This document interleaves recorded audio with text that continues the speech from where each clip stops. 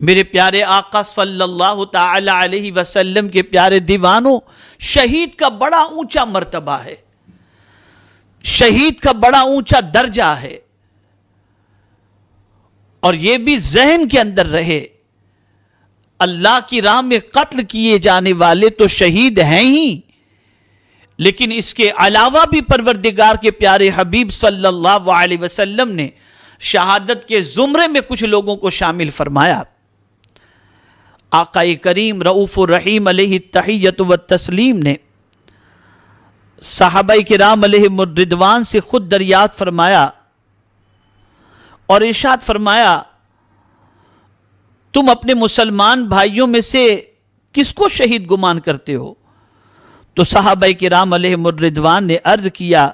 یا رسول اللہ صلی اللہ تعالی علیہ وسلم، جو اللہ کی راہ میں مارا جائے وہ شہید ہے۔ تو حضور صلی اللہ علیہ وسلم نے ارشاد فرمایا، اس طرح تو میری امت کے شہداء تھوڑے ہیں۔ اور پھر حضور صلی اللہ علیہ وسلم نے ارشاد فرمایا، جو اللہ کی راہ میں قتل ہو وہ شہید ہے، اور وہ اللہ کی راہ میں جو اللہ کی راہ میں مرے وہ شہید ہے، اور جو طاعون میں مرے وہ شہید ہے، جو پیٹ کی بیماری کی وجہ سے مرے وہ شہید ہے، جو کسی عمارت کی دیوار کسی دیوار کے نیچے دب کر کے مر جائے وہ بھی شہید ہے، جو پانی میں ڈوب کر خودکشی نہ کرے، پانی میں ڈوب گیا اور ڈوبنے کی وجہ سے اس کی جان چلی گئی، اللہ کے رسول صلی اللہ علیہ وسلم نے اسے بھی شہید فرمایا۔ اور مزید سماعت فرمائیں، ایک صحابی آقا کریم صلی اللہ علیہ وسلم کی خدمت میں حاضر آئے اور عرض کرنے لگے، یا رسول اللہ صلی اللہ تعالی علیہ وسلم، آپ میرے لیے دعا فرمائیں کہ اللہ رب العزت جل جلالہ مجھے شہادت کا مرتبہ عطا فرمائے۔ تو پیغمبر رحمت صلی اللہ علیہ وسلم نے ارشاد فرمایا کہ رات کو جب سویا کرو تو باوضو سویا کرو، اس لیے کہ شہادت کی تمنا اور آرزو لے کر جو صحابی حاضر تھے ان کی طاقت اتنی نہ تھی کہ وہ میدان جنگ میں جا کر راہ خدا میں جان نچھاور کر سکیں، اور آقا کریم صلی اللہ علیہ وسلم کی نگاہ نبوت نے یہ دیکھ بھی لیا تھا کہ ان کے لیے یہ موقع نہیں آنا، اس لیے پیغمبر رحمت صلی اللہ علیہ وسلم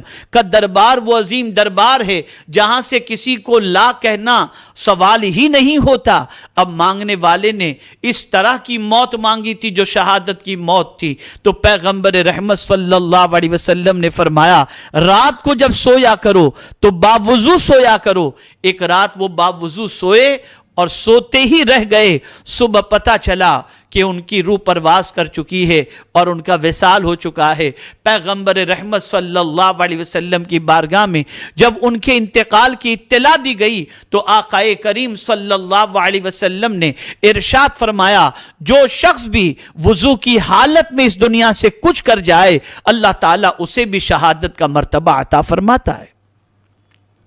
لیکن یہاں پر یہ بات ذہن میں رہے، شہید کی دو قسمیں ہیں، ایک فقہی ایک حکمی۔ یہ جتنی باتیں میں نے بتائیں، پیٹ کے مرض سے مرنا، دیوار کے نیچے دب کر کے مرنا،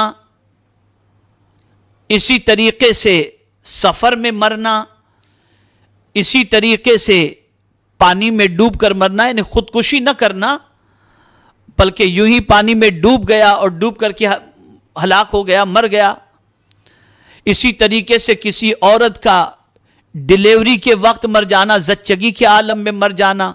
اسے بھی شہادت کا مرتبہ۔ اور یہاں تک کہ اگر کوئی شخص حج کے ارادے سے گھر سے نکلا ہے اور راستے میں موت واقع ہو گئی، اسے شہید کا مرتبہ۔ اسی طریقے سے کوئی علم حاصل کرنے کے لیے نکلا، اسے بھی شہادت کا مرتبہ۔ اور سنیں، من مات علی حب آل محمد مات شہیدہ، جو اہل بیت کی محبت میں مرا اللہ اسے بھی شہادت کا مرتبہ عطا فرماتا ہے۔ تو یہ جتنی بھی شہادت کی قسمیں ہیں یہ حکمی ہیں، اور جو راہ خدا میں قتل کیے جائیں یہ شہید فقہی ہے، یعنی اصطلاح شریعت کے اندر جسے شہید کہا جاتا ہے وہ اللہ کی راہ کے اندر قتل کیے جانے والے کو شہید کہا جاتا ہے۔